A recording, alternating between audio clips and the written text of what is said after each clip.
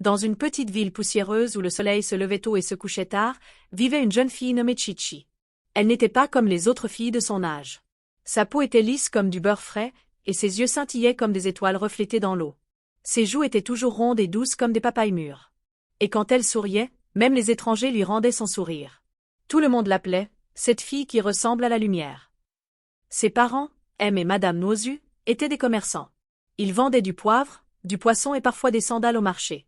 Ils ne savaient ni lire ni écrire, mais ils étaient sages à leur manière. « Nous n'avons pas été à l'école, » disait papa, « mais notre fille portera un manteau et travaillera dans un bureau un jour. » Maman hochait la tête avec fierté, serrant plus fort son pagne autour de sa taille. Il donnait à Chichi tout ce dont elle avait besoin, des uniformes neufs, des crayons bien taillés, de belles chaussures avec des boucles en argent, et même une boîte à lunch qui jouait de la musique quand on l'ouvrait. Chichi ne manquait de rien. Si elle éternuait, sa mère lui préparait une soupe. Si elle toussait, son père accourait avec du miel. Et Chichi ne les décevait pas. Elle était la première à arriver à l'école chaque matin et la dernière à partir. En classe, sa main était toujours levée. Ses cahiers étaient les plus propres. Ses lettres dansaient sur la page comme de petites fourmis. Quand venaient les examens, les enseignants souriaient en corrigeant ses copies. « Chichi encore » murmurait-il. « Cette fille est un cadeau. » Quand les résultats étaient publiés, ce n'était pas une surprise.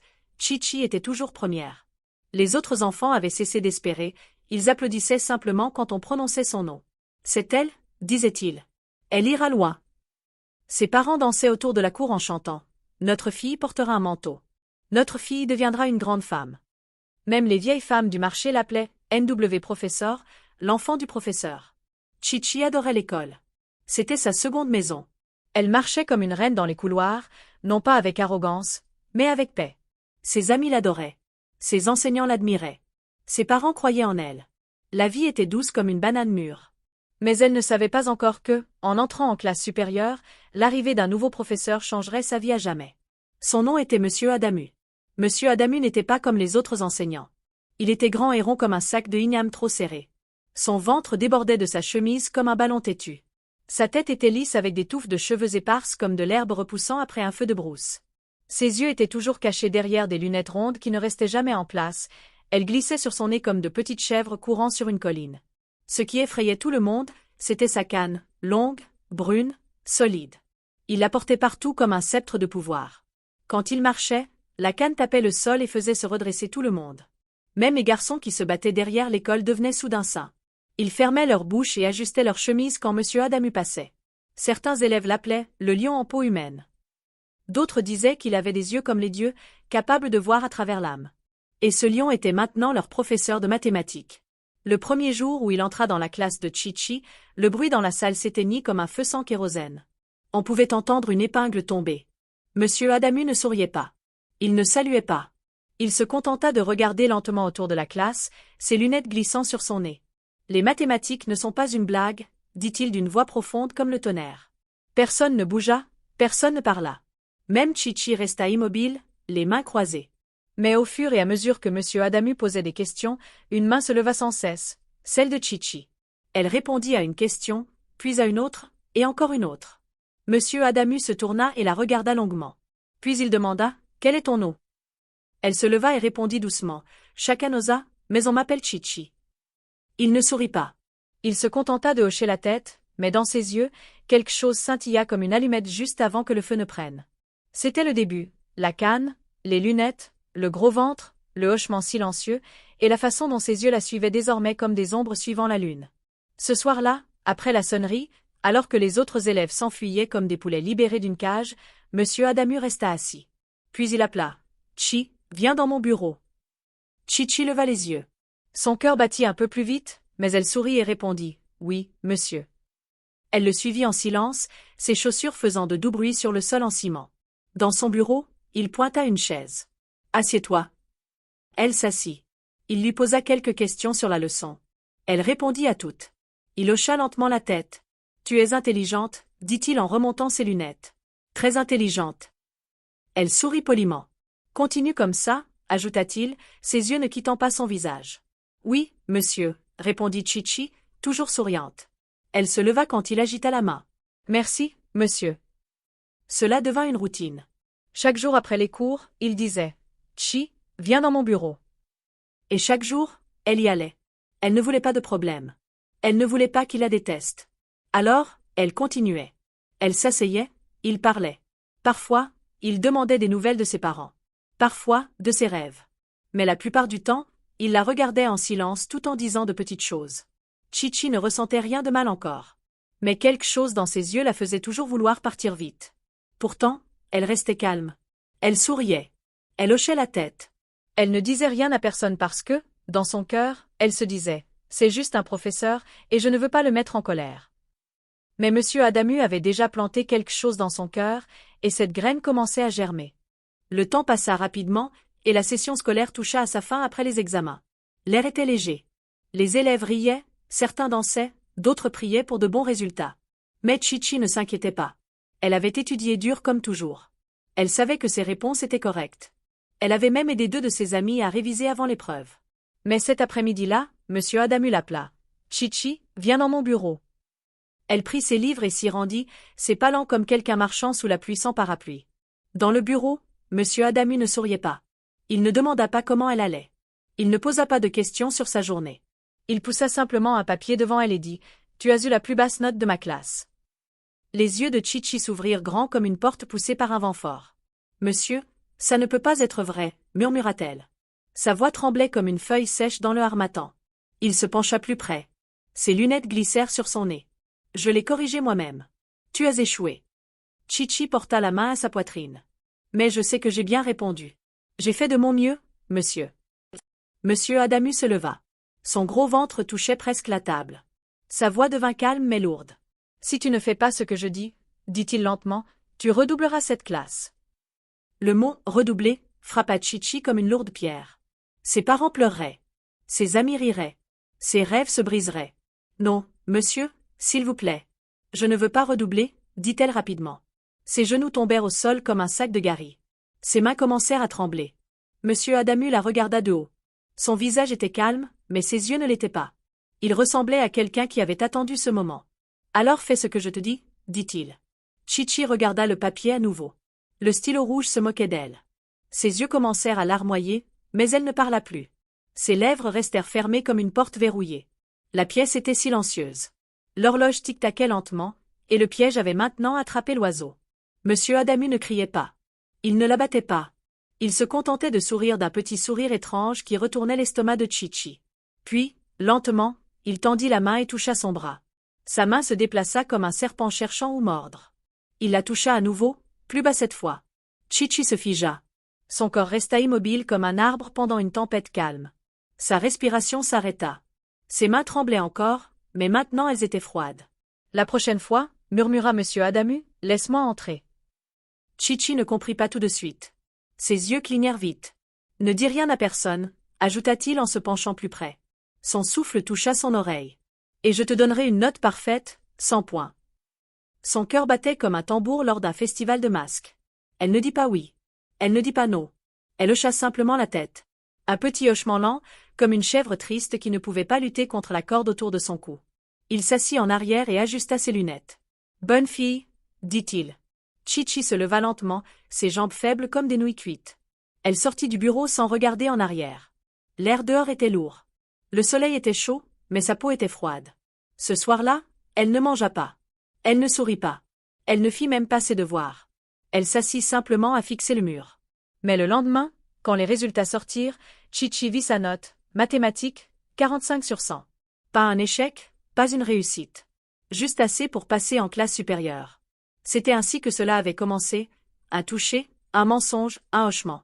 Et la graine que Monsieur Adamu avait plantée avait maintenant pris racine.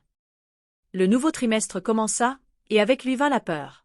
Les mathématiques étaient maintenant la matière la plus importante, comptant pour 60%.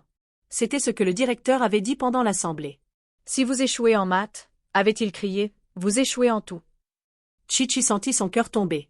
Sa poitrine se serra comme un tissu trop étroit. Elle commença à lire jour et nuit. Sa lampe brûlait jusqu'au matin. Ses yeux restaient sur ses livres, mais son esprit n'était pas en paix, car Monsieur Adamu était toujours là, toujours à la surveiller, toujours à l'appeler.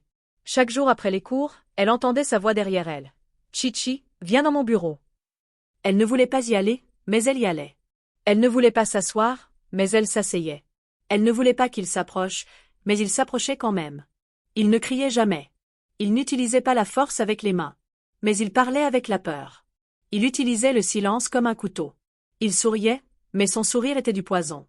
Et ses doigts glissaient sous sa jupe comme un serpent, enlevant tout dans son bureau avec toutes les fenêtres fermées et tous les élèves et enseignants partis. Et Chichi, elle obéissait parce que si elle parlait, elle échouerait. Si elle désobéissait, elle échouerait. Si elle restait silencieuse, peut-être, juste peut-être, elle passerait. Alors, elle resta silencieuse. Ses amis commencèrent à demander « Chi, ça va ?» Elle hochait simplement la tête. Sa bouche souriait, mais ses yeux non. Ses cahiers étaient toujours propres, mais son écriture avait changé. Elle n'était plus audacieuse. Elle ressemblait maintenant à celle de quelqu'un qui écrit en pleurant. Elle ne riait plus pendant la récréation. Elle ne chantait plus en rentrant à la maison.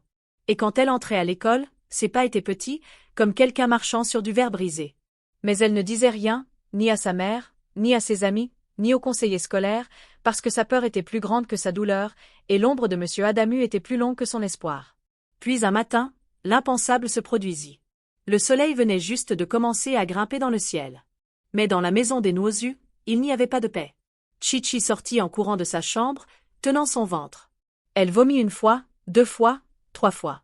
Sa mère accourut vers elle. « Qu'est-ce qui t'arrive » demanda-t-elle, la peur montant déjà dans sa voix. Chichi ne pouvait pas parler. Son corps tremblait. Ses lèvres étaient sèches comme du pain sec. Mama courut à l'intérieur et revint avec des herbes amères. « Bois ça » cria-t-elle. « Tu as dû manger quelque chose de mauvais. » Chichi but. Elle vomit à nouveau. Mama noua son pagne et versa plus d'herbe. Elle utilisa de l'eau froide. Elle utilisa de l'eau chaude. Elle essaya tout, mais rien ne fonctionna. Le soir venu, les yeux de Chichi étaient pâles. Ses jambes ne la portaient plus. Sa peau ressemblait à du papier. « Allons à l'hôpital » dit Mama. Sa voix était tranchante. Son visage était sombre. À l'hôpital, le médecin l'examina. Il regarda le résultat du test, regarda Chichi, puis regarda sa mère. Il soupira. Elle est enceinte. Le silence emplit la pièce comme une fumée épaisse. La bouche de Mama s'ouvrit. Elle hurla « Quoi ?»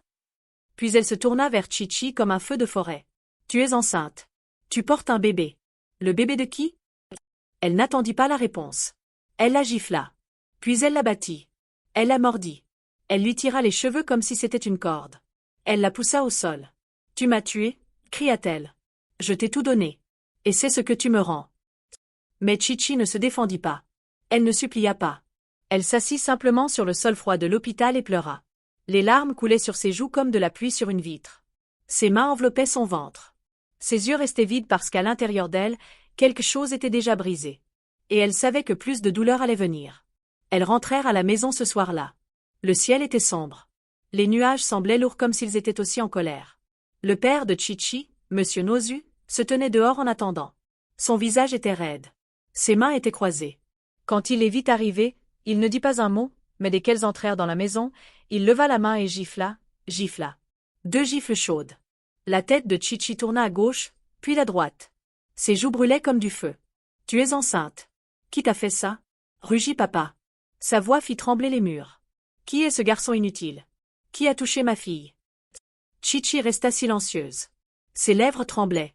Ses yeux étaient rouges. « Parle maintenant avant que je te casse la tête » hurla papa à nouveau. Puis Chichi ouvrit la bouche lentement. Sa voix était petite, comme celle d'un enfant qui vient d'apprendre à parler. « Monsieur Adamu. » Toute la maison devint immobile. Mama hurla fort, plus fort qu'avant. « Ton professeur, ce démon au ventre en peau, cet homme avec des lunettes et une canne. » Elle noua son pagne serré. Elle n'enfila même pas de sandales. « Allons-y, » dit-elle. Elle traîna Chichi par la main, hors de la maison, à travers la rue, devant les magasins. Elle marcha comme le tonnerre. Chichi la suivit, silencieuse comme une ombre. Elles arrivèrent à la maison de M. Adamu. Toc toc. Pas de réponse. « Adamu, sors » cria Mama. Elle frappa à la porte, mais la porte ne s'ouvrit pas. Un voisin sortit et murmura « Il est parti ce matin avec 2 sacs. Il a dit qu'il voyageait, mais il n'a pas dit où. » Mama resta immobile. Puis elle rit, un rire froid et amer. « Il s'est enfui » dit-elle. Elle se tourna vers Chichi. Puis elle la gifla à nouveau. « C'est ce que tu apportes à ma vie. La honte. La disgrâce. » Chichi tint son ventre. Ses yeux étaient fatigués. Son corps était faible, mais elle ne pleura pas cette fois parce qu'elle savait déjà que la vraie douleur venait juste de commencer. Après cette nuit, la maison ne ressemblait plus à un foyer. La mère de Chichi cessa de lui parler. Elle cessa de lui donner à manger. Elle disait seulement, balaie le sol. Lave les assiettes. Va chercher de l'eau. Fais la soupe. Mais quand venait l'heure de manger, elle disait, va manger chez ton mari. Alors Chichi s'asseyait dehors et plairait. Son ventre grandissait rond comme une pleine lune. Son ancien uniforme scolaire ne lui allait plus. Ses belles vêtements étaient partis. Elle portait maintenant des pagnes qui sentaient la fumée. Ses cheveux étaient ébouriffés. Son visage semblait sec. Ses pieds étaient toujours poussiéreux. Chaque soir, elle frappait aux portes des voisins et demandait « S'il vous plaît, avez-vous un peu de nourriture restante ?» Parfois il donnait, parfois non. Elle s'asseyait derrière les maisons, mangeant du riz froid dans de vieilles assiettes. Les mouches la suivaient partout. La honte la suivait aussi. La nuit, elle pleurait jusqu'à s'endormir seule sur une natte dans la même maison où elle avait autrefois dansé de joie. Et puis un matin, son corps commença à trembler. Le bébé arrivait. Elle hurla. Maman appela une vieille femme de la rue pour aider. Chichi pleura, et par l'après-midi, le bébé vint. Un garçon, clair, doux, beau. Il ressemblait exactement à elle. Elle l'appela Emeka. Son cœur sourit pour la première fois en de nombreux mois. Mais alors qu'elle tenait son bébé près d'elle, sa mère la regarda et dit « Lève-toi ». Chichi leva les yeux, confuse. « Tu n'es plus mon enfant. C'est le bébé de ton mari. Va chez ton mari. Qu'il prenne soin de vous deux. » Chichi ouvrit la bouche, mais aucun mot n'en sortit. Elle se leva. Elle noua son pagne. Elle porta son bébé sur son dos. Elle emballa son petit sac. Et elle sortit de la maison. Pas à pas, larme après larme. Avec son bébé derrière elle et rien d'autre dans ses mains, seulement la route devant et la douleur dans son cœur. Chichi marcha et marcha. Ses pieds étaient endoloris, ses yeux lourds, son pagne glissait sans cesse, mais elle tenait son bébé serré comme un trésor qu'elle ne voulait pas laisser tomber. Le soleil brûlait son dos. Le vent giflait son visage. Pourtant, elle continua. Elle passa des fermes, des buissons, et de petites maisons. Ses jambes tremblaient comme des balais dans la pluie. Mais elle ne s'arrêta pas jusqu'à ce qu'elle atteigne une autre ville. Au bord de la ville, sous un grand arbre aux branches larges comme des bras ouverts, elle s'assit. Elle ne pleura pas. Elle n'avait plus de larmes. Elle s'assit simplement en silence, faible. Son ventre vide, ses mains pleines. Son bébé Emeka dormait sur sa poitrine comme un chaton. Puis quelqu'un toucha doucement son épaule. C'était une vieille femme. Ses yeux étaient gentils. Son pagne était vieux. Ses mains étaient minces comme des balais, mais sa voix était chaude. « Mon enfant, » dit la femme, « tu as l'air affamé. Viens. » Elle donna à Chichi de la nourriture, de l'igname chaude et de l'huile rouge. Chichi mangea avec des mains tremblantes. La femme sourit. « Repose-toi dans ma maison, » dit-elle. « Toi et ton bébé êtes en sécurité. » Chichi la suivit. La maison était petite avec un toit qui fuyait, mais elle sentait la soupe au poivre et la paix. Cette nuit-là, Chichi s'allongea sur une natte avec Emeka à côté d'elle. Pour la première fois depuis longtemps, elle dormit comme un enfant. Son cœur se reposa. Mais le matin vint avec la tristesse. La vieille femme ne se réveilla pas. Chichi la secoua doucement, puis plus fort. « Grand-mère, maman, s'il vous plaît. » Mais les yeux de la femme restèrent fermés. Sa poitrine ne se soulevait pas. Sa main était froide. Elle était partie, comme ça. La seule personne qui avait montré de la gentillesse à Chichi avait quitté le monde dans son sommeil. La respiration de Chichi s'arrêta. Elle avait déjà vu à quelle vitesse les gens pouvaient se retourner contre quelqu'un qu'ils ne comprenaient pas. Son cœur commença à battre comme un tambour. Elle regarda autour de la pièce. Elle regarda la porte. Sa poitrine se serra. Elle se souvint de ses parents. Elle se souvint des coups, des gifles, des noms. Elle se souvint comment les villageois l'avaient autrefois appelée sorcière. Maintenant, elle était à nouveau là, seule avec une femme morte dans un village étrange. « Ils me tueront, » murmura-t-elle. Ses mains tremblèrent. Elle était une étrangère dans ce village, et s'il la trouvait avec une vieille femme morte dans la maison, il pourrait la tuer, elle et son bébé. Avant l'aube, Chichi emballa ses quelques affaires, enveloppa bébé Emeka étroitement contre sa poitrine, et s'enfuit à nouveau dans l'inconnu. Personne ne la vit partir. Personne ne savait où elle allait. Seulement le vent la suivit, et la douleur qu'elle essayait de distancer. Cette fois, elle se dirigea vers la ville. La ville était bruyante, de grandes voitures, de grands bâtiments, un grand bruit, mais pas de grand cœur. Chichi y entra comme une ombre, petite, silencieuse, oubliée. Elle ne connaissait personne. Personne ne la connaissait. Elle n'avait pas d'argent. Elle n'avait pas de nourriture. Elle n'avait que Emeka et de l'espoir. Pendant des jours, elle dormit sous des ponts. Elle posait Emeka sur sa poitrine et utilisait son pagne comme couverture. Chaque nuit, elle lui chantait des berceuses brisées avec des lèvres tremblantes. Chaque matin, elle se réveillait avec des os froids et des mains vides. Elle mendiait près des rues animées. S'il vous plaît, juste du pain. Certains détournaient le regard. Certains lui donnaient des pièces. Certains lui disaient de retourner d'où elle venait. Un jour, elle vit un petit restaurant au bord de la route. Elle entra, tenant Emeka près d'elle. S'il vous plaît, je peux laver les assiettes. Le propriétaire la regarda, puis le bébé. Hachem. D'accord, tu peux essayer. Pendant 3 jours, Chichi lava et frotta. Elle nettoya l'huile des casseroles. Elle essuya le sol sale. Mais Emeka pleurait parfois. Elle devait arrêter de travailler pour le porter, l'allaiter, le calmer. Et au 4e matin, le gérant cria, « Ce n'est pas un centre de garde d'enfants. Tu es trop lente. Va-t'en. » Il lui jeta un chiffon humide aux pieds. Chichi partit en silence. Retour au pont. Retour au froid. Retour à la nuit. Cette nuit-là, la police vint. De grandes lampes de poche, des voix fortes. Dégagez cet endroit. Bougez. Chichi prit Emeka et courut. Elle ne savait pas où. Elle courut simplement à travers des coins sombres, devant des magasins fermés. Ses jambes étaient fatiguées. Sa poitrine brûlait. Mais elle ne s'arrêta pas jusqu'à ce qu'elle atteigne une rue calme. Les maisons étaient hautes. Les portails étaient peints en or. De grandes fleurs se tenaient comme des gardes devant des manoirs. Puis il commença à pleuvoir, doucement d'abord, puis fort. Emeka pleura. Chichi posa son sac, s'assit par terre, et tira son pagne sur eux. Elle le pressa contre sa poitrine. Le portail derrière elle était froid contre son dos. Elle murmura, « Juste une nuit. C'est tout ce dont nous avons besoin. » Elle ne savait pas à qui appartenait la maison. Elle s'en fichait. Elle avait juste besoin de sommeil, d'abri, de sécurité. La pluie tombait comme un ciel brisé. Chichi s'assit sur le sol humide. Son dos pressé contre le grand portail. Emeka frissonnait sur sa poitrine. Ses petites mains s'accrochaient à sa peau. Elle murmura, « Tiens bon, mon bébé. Juste un peu plus longtemps. » Puis cette nuit-là, le destin lui montra de la miséricorde. Le portail grinça. Un moteur profond ronronna. Une voiture de luxe noire entra lentement, ses lumières brillantes comme le matin. Elle s'arrêta. La porte s'ouvrit. Une grande femme en sortit, vêtue de dentelle noire et de boucles d'oreilles en or qui dansaient quand elle bougeait. Ses yeux étaient vifs, mais son cœur était doux. C'était une politicienne. Son nom était l'honorable Clara. Elle regarda Chichi et s'arrêta. Elle fut surprise de trouver une jeune mère et un bébé dormant près de son portail. Elle ne cria pas. Elle ne fronça pas les sourcils. Elle s'approcha et s'agenouilla sous la pluie. « Ma chère, que t'est-il arrivé ?»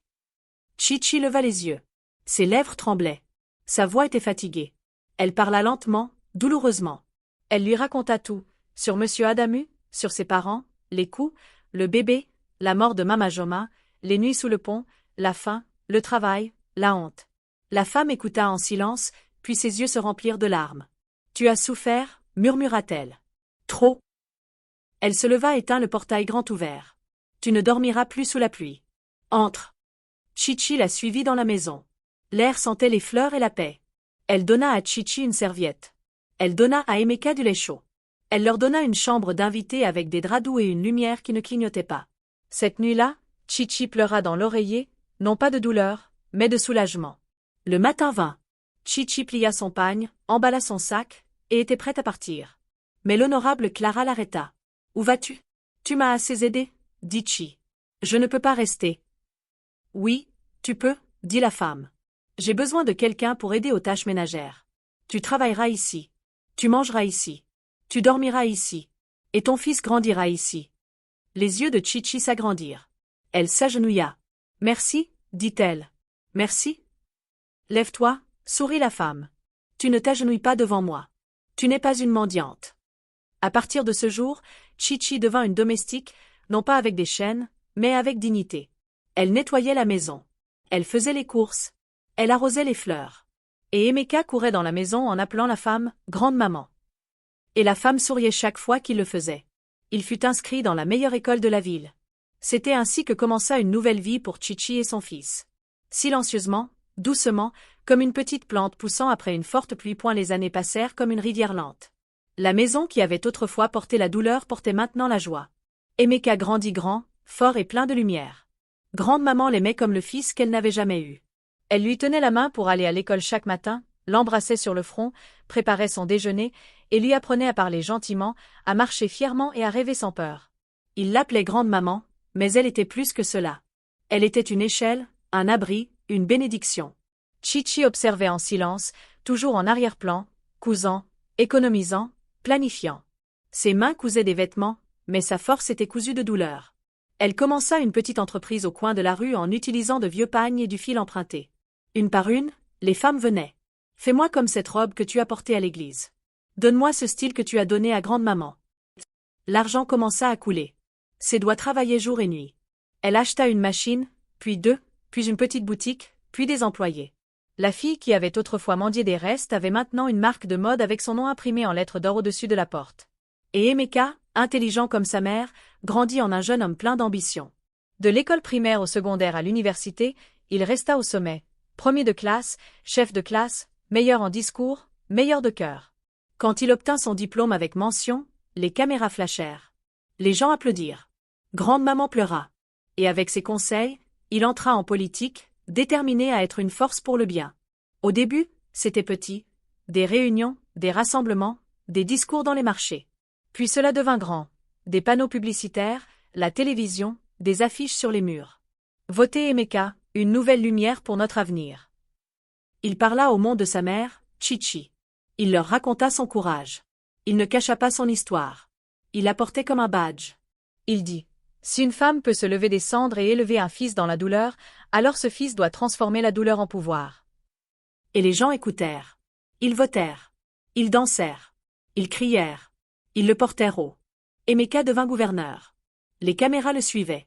Les enfants appelaient son nom. Les mères priaient pour lui. Grande-maman s'assit fièrement à côté de lui. Chichi, vêtue de sa propre création, se tenait derrière lui avec des larmes aux yeux. Cela ressemblait à une fin heureuse, comme un conte de fées. Mais la joie fut de courte durée. Un soir, alors que le ciel virait à l'orange et que le marché commençait à fermer, une vidéo apparut en ligne. Un homme était assis au bord de la route. Ses vêtements étaient déchirés. Sa barbe était longue comme un buisson oublié. Il regarda la caméra et pleura. « Emeka est mon fils, dit-il.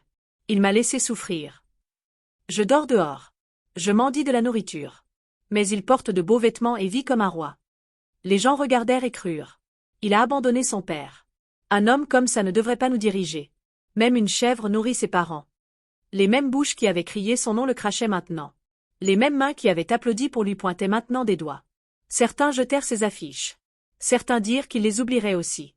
Les nouvelles se répandirent vite comme un feu sur de l'herbe sèche. Et Emeka, il s'assit dans son bureau en silence. Il regarda la vidéo. Il la repassa encore et encore. La voix de l'homme résonnait dans sa tête. « Je suis son père. » Les larmes remplirent ses yeux. Il se leva. Il marcha lentement vers la chambre de sa mère. Elle était assise par terre, pliant des pagnes. « Maman, dit-il. » Sa voix était petite. Elle leva les yeux. Il tendit le téléphone. « Qui est cet homme ?» Chichi fixa l'écran. Ses mains se figèrent, sa respiration s'arrêta, et son cœur commença à battre de la même façon qu'il y a de nombreuses années. Elle prit ses mains. « C'est l'heure, murmura-t-elle. » Elle organisa une réunion publique. Elle invita la presse. Elle demanda à grande-maman de s'asseoir à côté d'elle. Elle demanda à Emeka de rester fort. Et puis M. Adamu arriva. Le même homme qui marchait autrefois avec pouvoir, boitant maintenant avec des sandales cassées et de fausses larmes aux yeux. Il s'assit sur la scène et parla en premier. « J'ai élevé Emeka, mentit-il. J'ai vendu ma terre pour ses frais de scolarité. J'ai mendié juste pour les nourrir et maintenant ils m'ont jeté. » La foule murmura. Mais Chichi se leva. Elle ne trembla pas. Elle ne cria pas. Elle raconta simplement la vérité depuis le début. La classe, la canne, les mensonges, les menaces, la grossesse, le rejet, la douleur, le bébé, les rues, la mort de Mamaji, la gentillesse d'une étrangère, la montée de rien, les larmes emplirent l'air comme la pluie. Certains pleurèrent fort, d'autres baissèrent la tête de honte. Grande-maman tint l'épaule d'Emeka et Emeka. Il pleura comme un enfant. Monsieur Adamu se leva en silence et essaya de s'éclipser. Mais la police l'attendait déjà. Ils le saisirent, le menottèrent, l'accusèrent d'abus, de diffamation, de destruction d'une vie. Cette fois, il ne s'échappa pas. Il fut traîné comme le lâche qu'il était devenu. Et Chichi. Elle ne regarda pas en arrière parce qu'elle avait déjà regardé la douleur dans les yeux et survécu. Plus tard cette semaine-là, Emeka et Chichi retournèrent au même village qu'il avait autrefois jeté dehors. Le village ressemblait au même, mais le temps avait passé. La même poussière dansait encore sur la terre rouge. Les mêmes maisons tordues s'appuyaient encore contre le vent. Mais quelque chose était. Chichi n'était plus la fille aux pieds enflés avec un bébé pleurant sur son dos. Elle était une femme, forte, entière, inébranlable. Et à côté d'elle se tenait Emeka, grand, confiant, vêtu comme un homme que le monde devait respecter. La voiture se gara sur la place du village. Les gens se rassemblèrent, les têtes se tournèrent, les bouches murmurèrent. N'est-ce pas? C'est lui. C'est le gouverneur. Et puis ils la virent. Chichi. La même fille qu'ils avaient appelée honte. La même fille qu'ils avaient jetée comme un vieux tissu. Maintenant marchant avec grâce. Maintenant marchant comme quelqu'un qui avait dansé avec le feu sans se brûler. La maison de ses parents était silencieuse. Elle entra dans la cour. Sa mère était assise par terre. Son pagne fané. Son dos courbé comme un balai cassé. Son père était à l'intérieur, trop faible pour se lever, sa voix à peine plus forte qu'un murmure. Ils levèrent les yeux quand l'ombre entra dans la pièce. Puis leurs yeux s'ouvrirent grands. « Emeka » demanda sa mère, la voix tremblante. Le gouverneur bégaya son père. Chichi se tenait derrière son fils, ses yeux pleins de larmes silencieuses. Ils tombèrent à genoux. « Nous sommes désolés » pleurèrent-ils. Ils sanglotèrent. Ils tremblèrent. Mais Chichi ne dit rien. Elle les regarda longuement, puis se tourna et sortit. Plus tard ce mois-là, elle envoya des soignants. Ils apportèrent de la nourriture, des médicaments et des vêtements propres. Elle ne revint pas pour les maudire. Elle ne revint pas pour les humilier. Elle revint pour leur montrer à quoi ressemblait la grâce. Et elle n'oublia jamais Mama Joma.